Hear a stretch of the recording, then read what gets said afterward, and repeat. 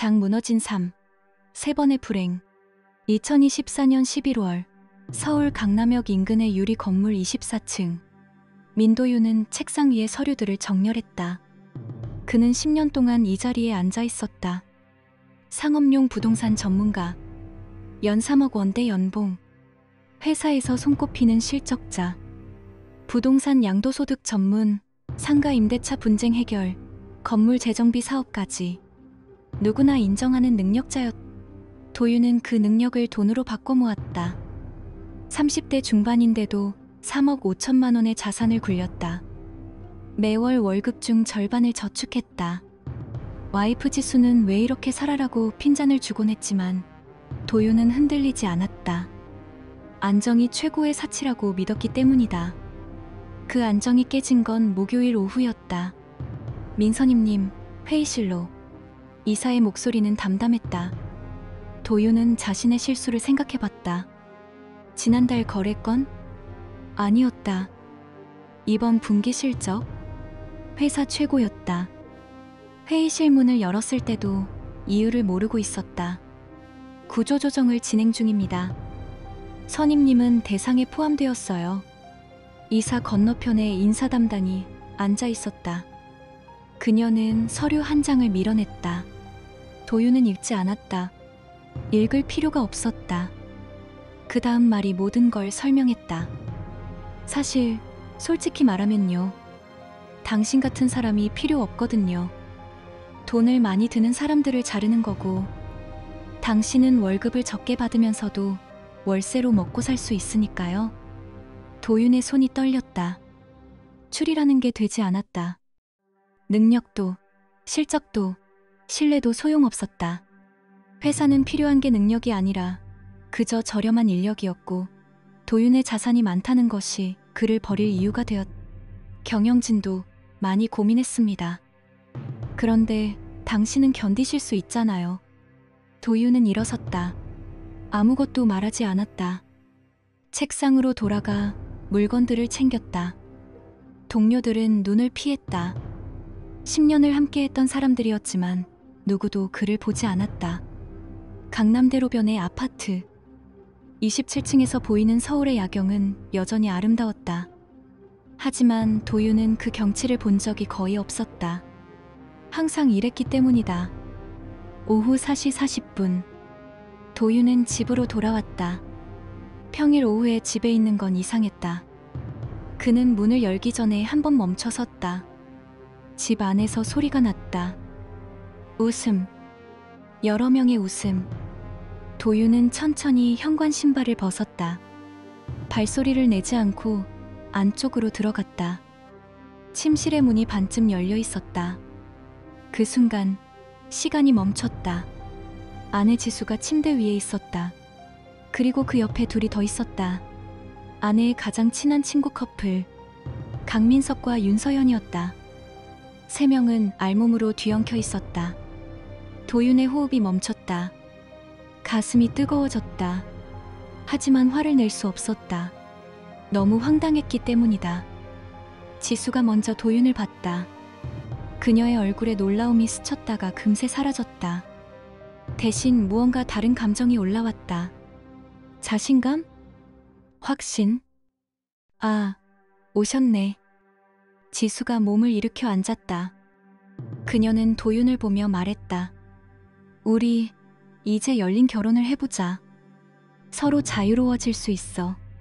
도윤의 입술이 떨렸다. 말이 나오지 않았다. 그는 침대를 봤다. 그의 침대였다. 지난해 100만 원대의 매트리스였다. 그들은 그곳에서 웃고 있었다. 도윤은 문을 나갔다. 아무 말도 하지 않았다. 말할 게 없었다.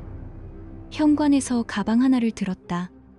집에 있던 몇 가지 물건들, 여권도 있었다. 그는 엘리베이터를 탔다.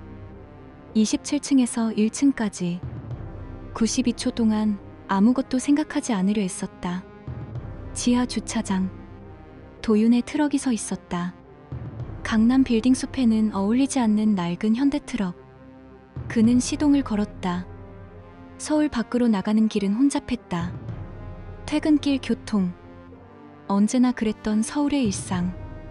도유는 내비게이션을 끄고 그냥 달렸다. 강변도로, 경춘로, 영동고속도로. 차선을 바꾸면서 생각했다. 10년. 그가 이 도시에서 10년을 살았다. 절약했고, 저축했고, 신뢰했고, 사랑했다. 모두가 헛된 것 같았다. 밤 10시. 차는 강원도 홍천의 산골로 들어갔다. 가로등도 드물었다. 길은 오르막이었다. 산 위로 올라가는 길. 그때 차의 엔진에서 이상한 소리가 났다. 타닥, 타닥, 타닥. 도유는 핸들을 조정했다. 하지만 차는 말을 듣지 않았다. 엔진이 멈춰섰다. 산골 한가운데. 밤 11시. 휴대폰 신호는 약했고 도우미 앱은 먹통이었다. 도유는 핸들에 이마를 댔다.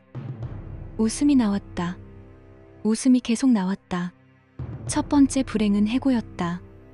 누군가 도움을 요청할 수 있었다. 이력서를 내면 되는 거였다. 두 번째 불행은 배신이었다. 이혼을 하면 되는 거였다. 변호사를 고용하면 되는 거였다. 하지만 세 번째 불행은 다를 것 같았다.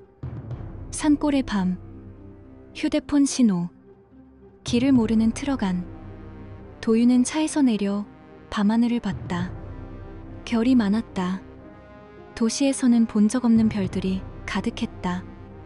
새벽 3시가 되었을 때 불빛이 다가왔다. 트랙터였다. 트랙터를 모는 할아버지가 내려와 도윤을 봤다. 여긴 뭐 하는 거야? 모르겠습니다. 도윤이 대답했다. 목장이 있어. 따라와. 할아버지는 그렇게만 말했다. 도윤은 따라갔다. 모든 게 이미 무너졌기 때문에 더 이상 잃을 게 없었다. 장산골에서 다시 걷다. 충청이의 탄생. 2024년 11월 서울 강남역 인근의 유리 건물 24층. 민도윤은 책상 위의 서류들을 정렬했다. 그는 10년 동안 이 자리에 앉아 있었다.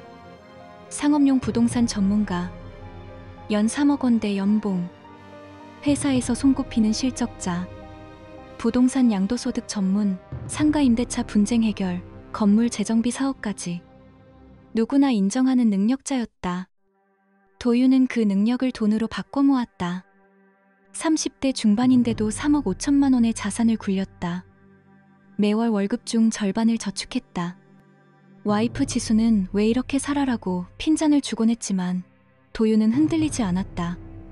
안정이 최고의 사치라고 믿었기 때문이다. 그 안정이 깨진 건 목요일 오후였다. 민선임님, 회의실로. 이사의 목소리는 담담했다. 도유는 자신의 실수를 생각해봤다. 지난달 거래건? 아니었다. 이번 분기 실적. 회사 최고였다. 회의실 문을 열었을 때도 이유를 모르고 있었다. 구조 조정을 진행 중입니다. 선임님은 대상에 포함되었어요. 이사 건너편에 인사 담당이 앉아 있었다. 그녀는 서류 한 장을 밀어냈다. 도유는 읽지 않았다. 읽을 필요가 없었다. 그 다음 말이 모든 걸 설명했다. 사실, 솔직히 말하면요. 당신 같은 사람이 필요 없거든요. 돈을 많이 드는 사람들을 자르는 거고, 당신은 월급을 적게 받으면서도 월세로 먹고 살 수 있으니까요. 도윤의 손이 떨렸다. 출이라는 게 되지 않았다. 능력도, 실적도, 신뢰도 소용없었다. 회사는 필요한 게 능력이 아니라 그저 저렴한 인력이었고, 도윤의 자산이 많다는 것이 그를 버릴 이유가 되었다. 경영진도 많이 고민했습니다. 그런데 당신은 견디실 수 있잖아요. 도윤은 일어섰다. 아무것도 말하지 않았다. 책상으로 돌아가 물건들을 챙겼다. 동료들은 눈을 피했다. 10년을 함께했던 사람들이었지만 누구도 그를 보지 않았다. 강남 대로변의 아파트. 27층에서 보이는 서울의 야경은 여전히 아름다웠다. 하지만 도윤은 그 경치를 본 적이 거의 없었다. 항상 이랬기 때문이다. 오후 4시 40분. 도윤은 집으로 돌아왔다. 평일 오후에 집에 있는 건 이상했다. 그는 문을 열기 전에 한 번 멈춰섰다. 집 안에서 소리가 났다. 웃음. 여러 명의 웃음. 도윤은 천천히 현관 신발을 벗었다. 발소리를 내지 않고 안쪽으로 들어갔다. 침실의 문이 반쯤 열려 있었다. 그 순간 시간이 멈췄다.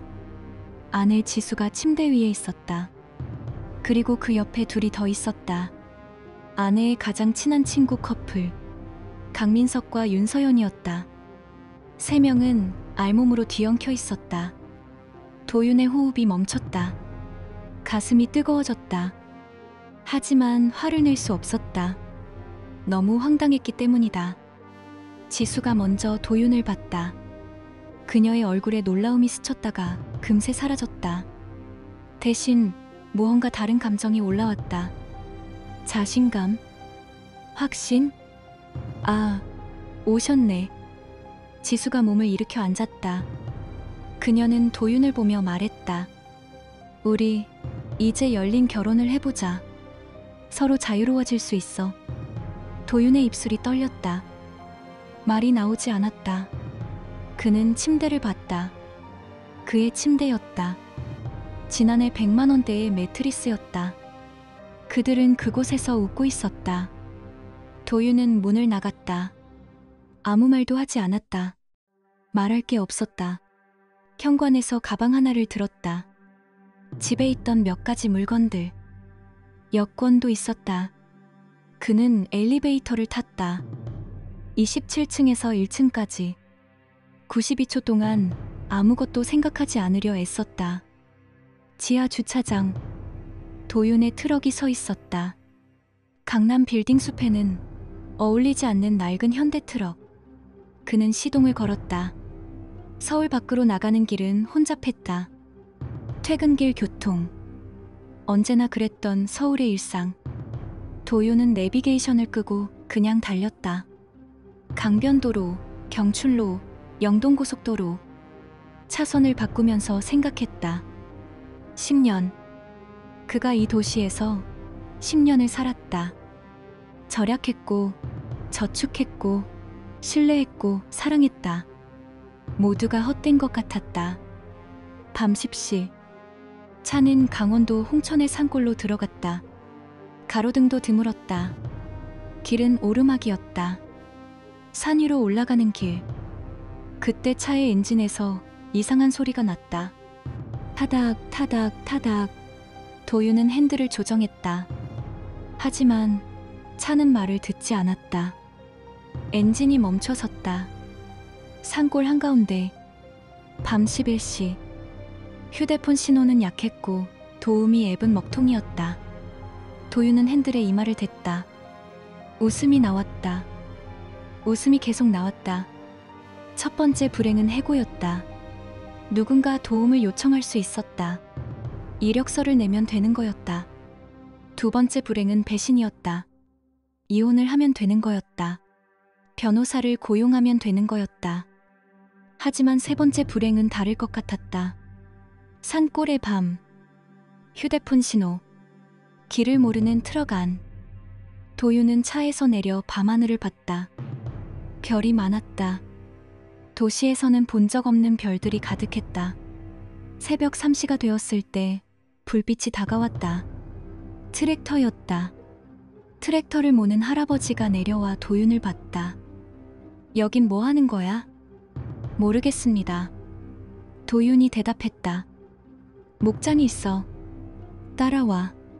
할아버지는 그렇게만 말했다. 도윤은 따라갔다. 모든 게 이미 무너졌기 때문에 더 이상 잃을 게 없었다. 장 다시 마주한 과거, 진실의 재회. 2025년 3월 서울중앙지방법원 8층 회의실.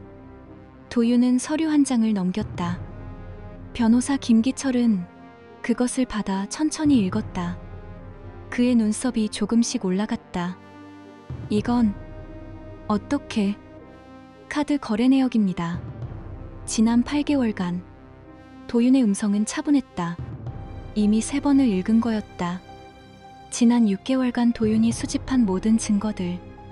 신용카드 청구서, 호텔 예약 기록, 카톡 메시지 스크린샷. 전부 시간 순서대로 정렬했습니다. 김 변호사는 다음 페이지를 넘겼다. 엑셀 파일을 출력한 것이었다. 날짜, 장소, 금액, 참석 인원. 마치 회계장부처럼 정확했다. 강민석과 윤서연 부부와의 만남. 월 평균 16회. 호텔은 주로 강남역 인근. 예약 시간은 오후 2시, 6시. 패턴이 일정합니다. 변호사는 침묵했다. 도윤은 계속했다. 지수의 통화 기록도 있습니다. 통신사에 공식 요청했으니 법적 효력이 있을 겁니다. 강민석과의 통화는 월 126회. 평균 대화 시간 22분. 이건 사생활 침해 문제가. 모든 데이터는 공동명의 계좌와 기록입니다. 남편으로서 접근 가능한 정보들입니다. 도윤이 끊었다. 변호사는 다시 서류를 봤다. 그의 얼굴에 익힐 수 있는 감정은 없었다. 프로로서의 표정이었다. 증거로는 충분합니다. 문제는 상대방이 얼마나 버틸 수 있는가. 맞습니다. 도윤이 덧붙였다. 그래서 이것도 준비했습니다. 도윤은 또 다른 서류를 냈다. 두꺼운 봉투. 변호사의 손이 멈췄다. 도윤은 그 봉투를 열지 말고 법정에서 열라고 했다. 그것이 더 효과적이라고. 법정 입장은 오후 2시였다. 지수가 들어왔을 때 도윤은 이미 앉아 있었다. 그녀는 도윤을 보고 표정이 굳었다. 6개월 만에 대면. 지수의 얼굴은 더 창백해 있었다. 옆에는 변호사가 서 있었고 그 뒤로 강민석이 들어왔다. 강민석은 도윤을 보자마자 고개를 돌렸다. 불편함 혹은 두려움.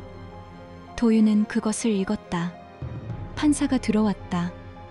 그것으로 시작되었다. 이혼 소송, 민도윤 vs 지수. 피고인 측 주장부터 듣겠습니다. 지수의 변호사가 일어섰다. 그의 주장은 예상대로였다. 부부의 불화, 성격 차이, 상호 이혼 합의. 그저 평범한 이혼 사건이라고 치장했다. 배우자의 재산이 많아서 버틸 수 있다는 것이 이혼 사유가 될 수는 없습니다. 그리고 부부의 친밀함은 개인의 자유. 도윤의 변호사가 일어섰다. 판사님, 증거를 제출하겠습니다. 도윤은 일어나 단상으로 나갔다. 그의 손에는 노트북이 있었다. 법정 스크린에 첫 번째 이미지가 떴다. 강남역 호텔. 강민석, 윤서연, 그리고 지수가 나란히 들어가는 모습. 법정이 순간 소란스러워졌다. 판사가 침묵을 요구했다. 다음 이미지. 카드 거래 기록. 호텔 요금, 식사비, 영화표. 모두 시간 순서대로. 8개월간 축적된 기록들. 지수의 얼굴이 새빨갛게 변했다. 그녀의 변호사가 화면을 끄라고 항의했지만 판사는 계속 진행하라고 했다. 피고인의 휴대폰 통화 기록입니다. 도윤이 말했다. 화면에 표가 나타났다. 강민석과의 통화 빈도, 시간대, 지속 시간. 패턴이 명백했다. 오전에는 거의 없고 오후 2시, 6시에 집중. 남편 도윤이 회사에 있는 시간. 통신사 공식 기록이고 법원 요청 문서도 있습니다. 변호사가 준비한 서류를 제출했다. 빨간 도장이 찍혀 있었다. 공식적이었다. 반박할 수 없는 증거. 지수의 변호사가 일어섰다. 이것은 사생활 침해입니다. 공동명의 계정과 결혼 중 발생한 기록입니다. 부부 공유 재산 관련 정보로 충분히 적법합니다. 판사가 중재했다. 그리고 계속 봤다. 마지막 화면. 도윤이 준비한 영상이었다. 카메라 영상. 자동 출입 기록 카메라. 아파트 엘리베이터 카메라. 도윤이 기술팀을 통해 아파트 관리사무소에서 받은 정식 문서였다. 공동주택관리법에 따른 공식 영상자료입니다. 주민의 요청으로 법적 절차를 거쳐 제출받았습니다. 화면에는 다음이 담겨 있었다. 강민석이 오후 2시에 아파트에 들어가는 모습. 지수가 이미 기다리고 있는 모습, 그리고 저녁 6시 둘이 나오는 모습, 그 뒤 곧 윤서연이 들어가는 모습. 강민석이 자리에서 일어났다. 이건 불법이다. 앉으세요. 판사의 목소리가 차가웠다. 지수는 얼굴을 가렸다. 그녀의 어깨가 떨리고 있었다. 울음인지 분노인지는 알 수 없었다. 도윤은 계속했다. 피고인이 열린 결혼이라고 주장한 부분입니다. 그런데 피고인은 피고인 남편에게 이 사실을 알린 후 합의서를 작성하지 않았습니다. 통보만 했습니다. 법적으로는 간통죄 폐지 이후지만 이는 배우자를 기만한 행위입니다. 변호사가 추가로 제시한 건 통화 녹음이었다. 이건 불법 녹음입니다. 서면 합의 요청 이후 피고인이 본인 의사를 명확히 했는지 확인하는 통화 기록입니다. 민사 분쟁 해결 과정에서 필요한 증거 수집입니다. 법정이 더 이상 싸움의 장이 되지 않았다. 그곳은 심판대가 되었다. 판사는 1시간을 더 들었다. 도윤의 변호사는 계속 증거를 제시했다. 위자료 책정 기준, 부부 공동 재산 분할 기준, 법적 계산, 모든 것이 정확했다. 지수의 변호사는 더 이상 항의하지 않았다. 그는 그저 앉아있을 뿐이었다. 패배의 자세였다. 마지막에 판사는 지수를 봤다. 피고인이 하고 싶은 말이 있습니까? 지수는 입을 열지 않았다. 할 말이 없었다. 그럼 판결을 선고하겠습니다. 부부 공동 재산은 5호로 분할. 단, 피고인의 과실이 명백함으로 위자료는 5천만 원 추가 지급. 피고인이 인정한 피의자 강민석에 대해서는 민사 손배 청구권이 인정되며 이는 별도 소송으로 진행 가능합니다. 판사는 계속했다. 피고인 측에 고지합니다. 이번 사건에서 드러난 피고인의 행위는 명백한 혼인 파탄 책임이 있습니다. 따라서 추가적인 재산 분할 및 손해배상 청구에 응할 준비를 하시기 바랍니다. 강민석이 법정을 나갔다. 얼굴을 들지 못했다. 지수도 일어섰다. 그녀는 도윤을 한번 봤다. 그 시선에 있던 감정은 분노였을 수도 절망이었을 수도 있었다. 도윤은 아무 표정도 짓지 않았다. 변호사가 도윤에게 악수를 건넸. 깔끔합니다. 준비를 정말 잘하셨네요. 도윤은 악수했지만 승리감을 느끼지 못했다. 그저 일이 끝났을 뿐이었다. 마치 프로젝트를 완성한 직원처럼. 법정 복도에서 도윤은 핸드폰을 켰다. 은행 앱을 열었다. 3억 5천만 원 중 1억 7천만 원이 빠져 있었다. 계획대로였다. 5천만 원은 위자료, 1,200만 원은 법률비, 나머지는 공동 재산 분할, 남은 건 1억 8천만 원, 그리고 강민석에 대한 별도 민사 소송의 권리. 도윤은 깊게 숨을 쉬었다. 상실감도 승리감도 없었다. 남은 건 공허함 뿐이었다. 그리고 한 가지 더. 도윤은 핸드폰의 메모장을 열었다. 거기에는 강원도 홍천의 전화번호가 있었다. 박노식, 목장 주인의 이름. 그 이름 옆에는 한 줄의 글귀가 있었다. 이제 다시 시작하자. 도윤은 전화를 걸었다. 벨이 3번 울렸다. 누군가 받았다. 여보세요? 안녕하세요. 그때 산골에서 만난 사람입니다. 아, 그분. 뭐하고 계셔요? 박노식의 목소리는 밝았다. 일이 끝났습니다. 산으로 가도 될까요? 침묵이 흘렀다. 그럼 오세요. 여긴 봄이 왔어요. 전화가 끊어졌다. 도윤은 법정 복도에 서서 멀리 한강을 봤다. 봄이었다. 수원지의 봄햇빛이 강물에 반사되고 있었다. 끝이었다. 이제 시작이었다. 장전설이 된 사나이, 충청이의 길. 2025년 5월 서울 강남역 인근 빌딩. 강민석의 건설회사 이 사실은 더 이상 그의 것이 아니었다. 경찰의 압수수색 영장이 내려졌고 검찰은 그를 소환했다. 혼인 파탄 책임에 따른 민사소송만 아니라 도윤의 추가 고소장이 접수된 것이었다. 배우자 유혹죄. 변호사가 설명했지만 강민석은 더 이상 듣지 않았. 벌금형. 수개월의 법정 싸움. 언론 보도. 회사 이사진의 질책. 강 이사님, 회사 이미지가 심각합니다. 사직서를 내주는 게. 회사 대표는 말을 마치지 않았지만 의미는 명확했다. 강민석은 서명했다. 10년을 일한 회사였다. 그 회사에서의 이름, 위치, 신뢰 모두 사라졌다. 5월 말 강민석은 자동차 안에 앉아 있었다. 강남역 지하주차장. 그 자동차도 회사 것이 아니었다. 이미 개인 명의로 변경되었다. 빚도 늘어나고 있었다. 변호사 비용, 위자료, 합의금. 핸드폰이 울렸다. 아내 윤서연의 번호였다. 강민석, 이번엔 정말 끝이야. 이혼 청구 들어갈 거야. 잠깐만. 뭐? 잠깐? 우리가 뭘 했는데 이렇게까지? 그 남자가 뭐 하는 건데? 강민석은 대답하지 못했다.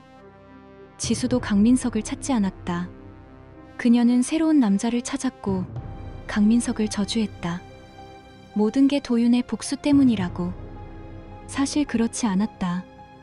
도윤은 아무것도 한 것이 없었다. 법정에서 증거만 제시했을 뿐. 하지만 그 증거들이 연쇄 반응을 일으켰다.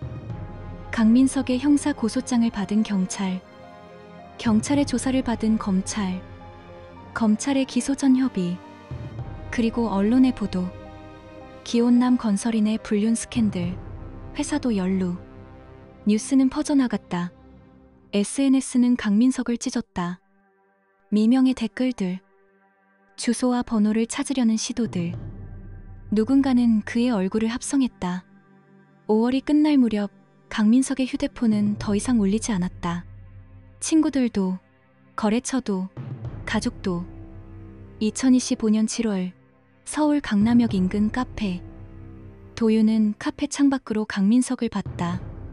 남자는 길을 헤매고 있었다. 얼굴이 수염로 덮여 있었다. 셔츠는 구겨져 있었고 눈은 초점을 잃고 있었다. 카페에 들어온 강민석은 도윤을 보고 멈춰섰다. 그곳에는 아무것도 준비되지 않았다. 기획된 만남도 아니었다. 단순한 우연이었다. 혹은 운명이었다. 강민석이 다가왔다. 도윤의 테이블로. 민도윤. 목소리가 떨리고 있었다. 뭐해? 도윤은 아메리카노를 마시고 있었다. 표정에 아무것도 없었다. 넌 날 이렇게까지. 내가 뭘 했어? 도윤이 끝냈다. 법정에서 증거를 제시했을 뿐이야. 그게 너한테 문제가 되는 건 너 때문이지. 강민석은 앉지 않았다. 그냥 서 있었다. 주변 사람들이 보고 있었다. 그를 아는 사람들은 지난 3개월간의 뉴스를 알고 있었다.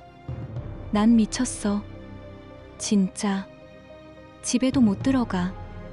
아내도 날 안 봐. 회사도 날 받아주지 않아. 뭐 하는 건데? 강민석의 목소리가 커졌다. 카페에 다른 손님들이 돌아봤다. 한 번도 미안해한 적 없었어? 도윤이 물었다. 그 한마디가 강민석을 멈추게 했다. 내 아내를 침대에 끌어들인 게 서울 강남의 빌딩에서 문제가 되냐고? 내 집에서, 내 침대에서, 내 옆에서? 그게? 도윤의 목소리는 낮았지만 각이 져 있었다. 그걸 증거로 제시하는 게 복수라고 생각하면 넌 진짜 한 번도 생각을 안 한 거야.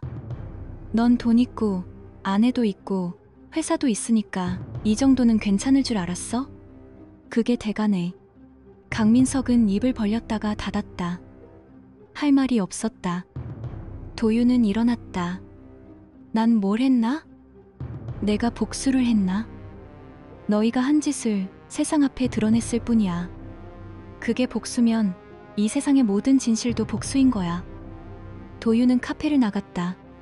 강민석은 그 자리에 서 있었다. 카페의 손님들이 여전히 그를 보고 있었다. 누군가는 사진을 찍었을 것이다. 강민석은 휴대폰을 들었다. SNS를 켰다. 이미 소식이 떠 있었다. 강민석, 강남역 카페에서 목격. 도윤과의 만남은 이미 시작되고 있었다. 그는 더 이상 도시에 있을 수 없었다. 2025년 9월, 강원도 산골. 강민석은 부모의 집에 돌아왔다. 30년 만에. 부산 외딴 곳의 낡은 집. 모친은 여전히 살아있었지만 치매가 진행 중이었다. 부친은 5년 전에 돌아가셨다. 누군데요? 어머니는 강민석을 알아보지 못했다. 강민석은 방으로 들어갔다.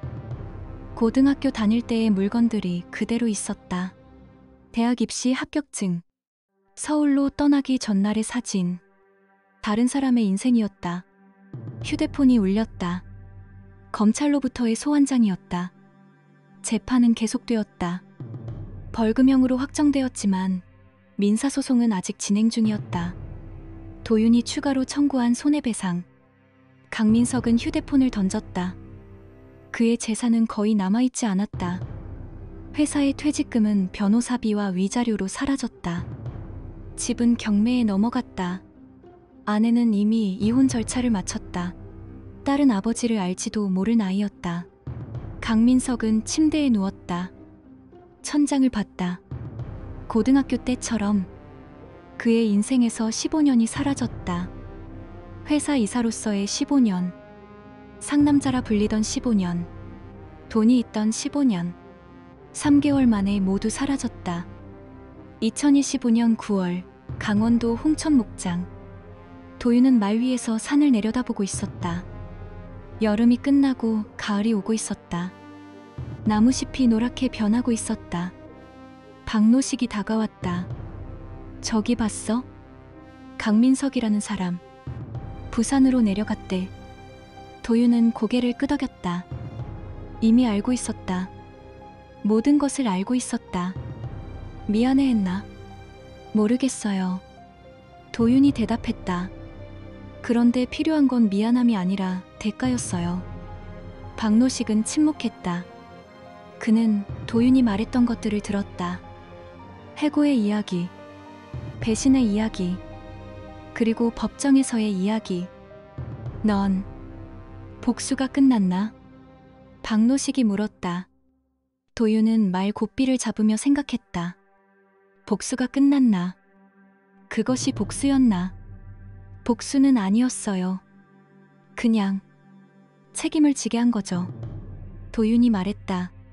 그 사람이 원래 그 자리에 있으면 안 됐던 사람이었어요.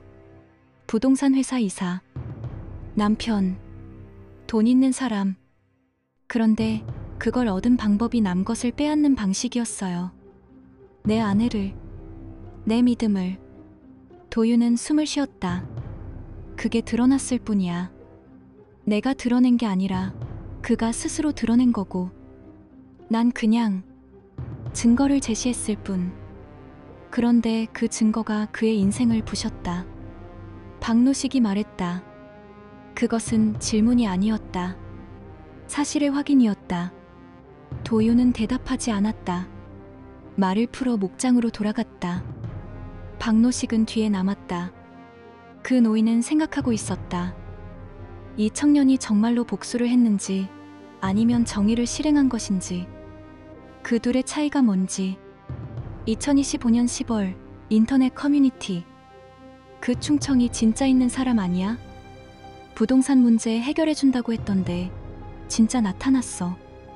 말 타고 다닌다더니 봤어. 강원도에서. 그 사람 전에 이사 문제로 중개인한테 사기당했는데 충청이가 나타나서 돈 돌려받음. 나도 건설회사하고 분쟁 있었는데 도윤의 이름은 더 이상 도윤이 아니었다. 충청이었다. 그는 말을 타고 현장을 누비기 시작했다. 부동산 중개 사기, 계약 사기, 근로 착취. 작은 사건들이 그의 손으로 흐르기 시작했다. 그는 돈을 받지 않았다. 대신 그는 진실을 드러냈다. 사람들은 말하기 시작했다. 충청이가 나타나면 문제가 풀린대. 그 사람 진짜 어디서 나타났어? 산 위에서 사는 사람이라고. 복수자? 아니면 정의의 사도? 도윤은 그런 말들을 듣지 않았다. 그저 이랬다. 그리고 어딘가 깊은 곳에서 그의 마음속에서 뭔가가 변하고 있었다. 복수는 끝났다. 하지만 새로운 시작은 여전히 진행 중이었다. 더 이상 과거를 응시하지 않으려는 결의. 그리고 누군가를 돕는 것의 무게를 천천히 배워가고 있었다. 장 다시 피어난 사랑, 새로운 시작. 2025년 12월 강원도 산림청 헬기 이착륙장. 도윤은 말을 맨 채 그곳에 있었다. 산불 대피 주민들을 돕기 위해 왔던 것이었다. 산에서 사람들을 내려오게 하는 일, 부상자를 운반하는 일, 그저 그런 것들이었다. 헬기에서 응급처치사가 내려왔다. 그녀는 도윤을 보고 멈춰섰다. 민도윤? 도윤도 멈췄다. 그 목소리, 그 얼굴, 정혜원. 2년 전 헬기 사고에서 도윤이 구했던 간호사였다. 그녀는 도움을 요청하다가 헬기에서 떨어졌고 도윤은 그녀를 잡아내렸다. 그 다음날 그녀는 도윤을 찾기 위해 병원을 돌아다녔지만 도윤은 이미 산골로 떠나 있었다. 혜원? 정말 맞네. 난 계속 너를 찾았어. 그녀의 눈이 젖어 있었다. 고마워. 정말. 도윤은 웃음이 나왔다. 그 웃음은 몇 년 만의 것이었다.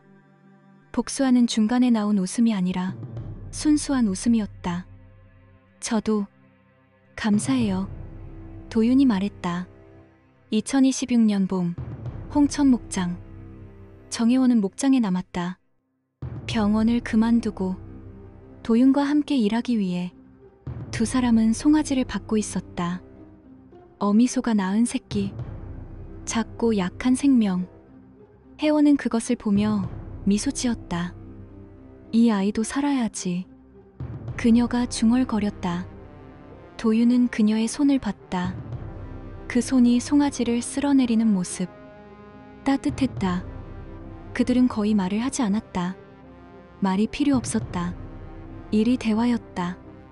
아침밥을 준비하고 소들을 돌보고 울타리를 고치고 저녁이 되면 말을 타고 산을 내려갔다. 박노식 부부는 때때로 그들을 봤다. 저 둘 정말 맞는 것 같아. 아내가 남편에게 말했다. 그래, 상처끼리 만났는데 치유가 되는 거겠지. 박노식이 대답했다. 2026년 5월 목장의 작은 우체통. 편지 한 장이 도착했다. 발신인은 부산. 강민석의 이름이 있었다.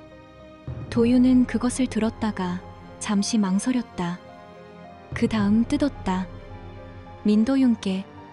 얼마나 오랜 시간이 흘렀는지 모르겠습니다. 나는 여기서 어머니를 모시며 살고 있습니다. 어머니는 나를 여전히 알아보지 못하십니다. 저는 당신이 내게 한 말을 자주 생각합니다. 증거를 제시했을 뿐이라고. 처음에는 그 말이 자기기만 같았습니다. 하지만 시간이 지나며 깨달았습니다. 당신은 거짓말을 하지 않았습니다. 내가 한 짓들, 아내를 속인 것, 친구의 남편이라는 사실을 무시한 것, 그것들은 내가 스스로 선택한 것이었습니다. 당신은 그것을 드러냈을 뿐입니다.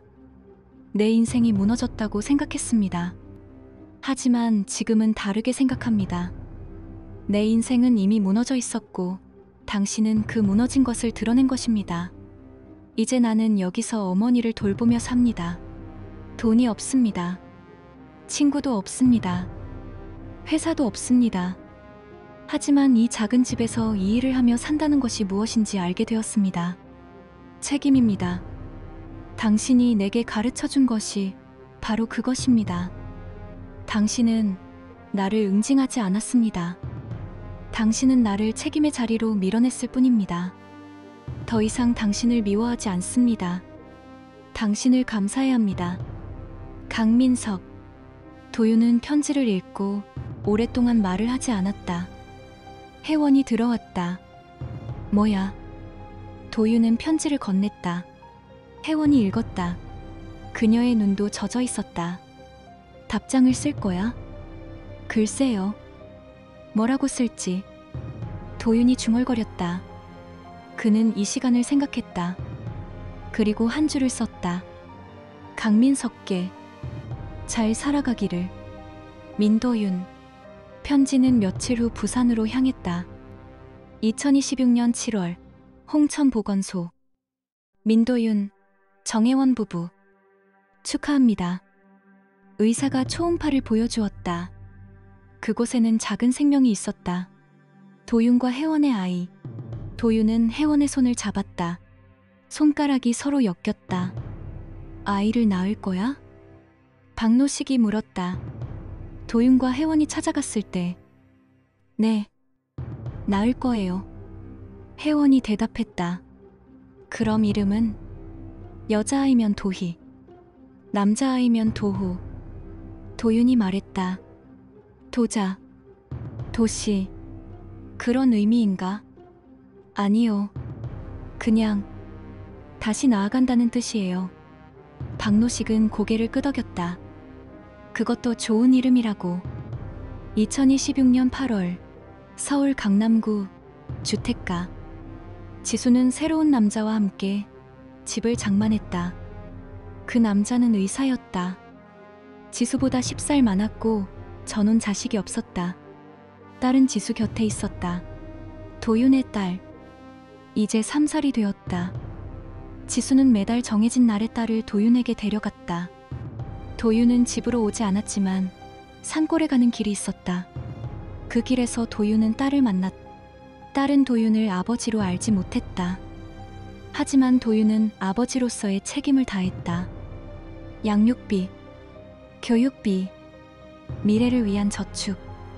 지수는 이제 도윤을 저주하지 않았다. 그저 그의 법적 역할만 인정했다. 그것으로 충분했다. 안녕하세요. 지수가 인사했다. 안녕하세요. 도윤이 대답했다.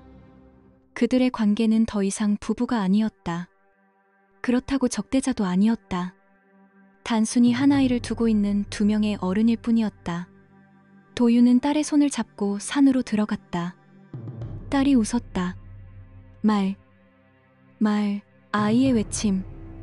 그것이 모든 것이었다. 2026년 12월 홍천 목장. 겨울이 왔다. 첫눈이 소복이 내렸다. 도윤과 혜원은 거실의 벽난로 앞에 앉아 있었다. 혜원의 배는 더욱 부풀어 있었다. 곧 아이가 태어날 것이었다. 두 사람은 차를 마시고 있었다. 말없이 후회한 적 있어? 혜원이 먼저 말을 걸었다. 뭐를요? 도윤이 물었다. 복수를. 그 모든 과정을. 도윤은 창밖을 봤다. 눈이 내리고 있었다. 소복하고 고요했다. 후회는 없어요. 하지만 도윤이 말을 멈췄다. 뭔데? 그게 복수였는지 아니면 정의였는지는 여전히 모르겠어요. 도윤이 중얼거렸다. 하지만 지금은 상관없다는 거예요. 도윤이 웃음을 지었다. 그 웃음에는 무거움과 가벼움이 섞여 있었다. 왜냐하면 이제 나한테 중요한 건 복수가 아니라 여기 있는 것들이니까요. 당신도, 곧 태어날 아이도, 이 목장도. 혜원이 도윤의 손을 잡았다. 우리 행복할까? 글쎄요. 하지만 지금 이 순간은 행복한 것 같아요. 눈이 계속 내렸다. 벽난로의 불은 따뜻했다. 2027년 3월 강원도 홍천. 도우가 태어났. 딸이 아니라 아들이었. 도윤은 아들을 보며 울었다. 무엇 때문인지는 모를 일이었다. 기쁨인지 슬픔인지 아마도 둘 다인 것 같았다. 서울 강남역 빌딩.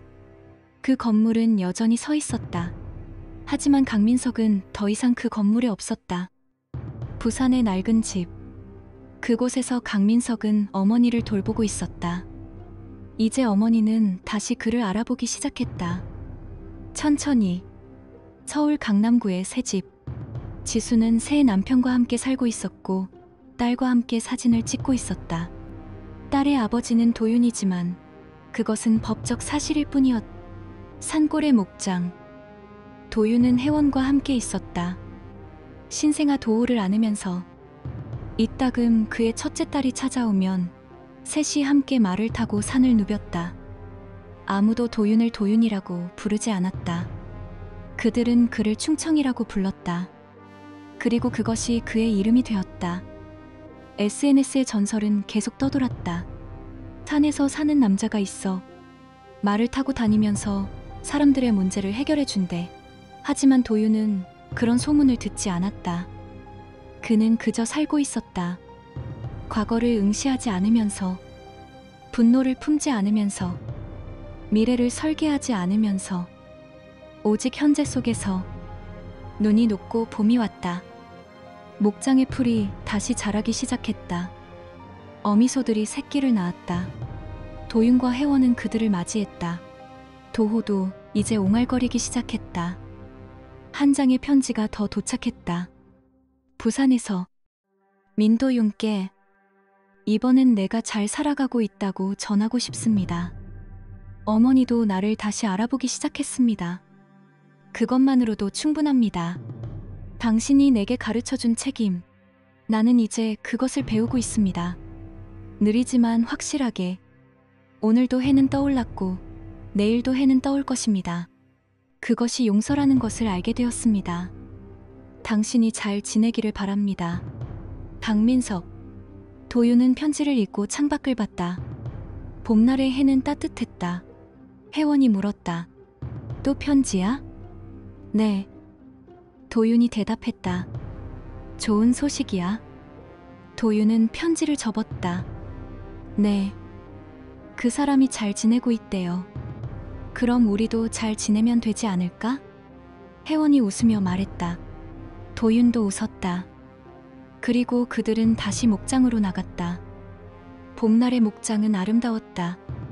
그리고 도윤은 이제 그 아름다움을 느낄 수 있는 사람이 되어 있었다.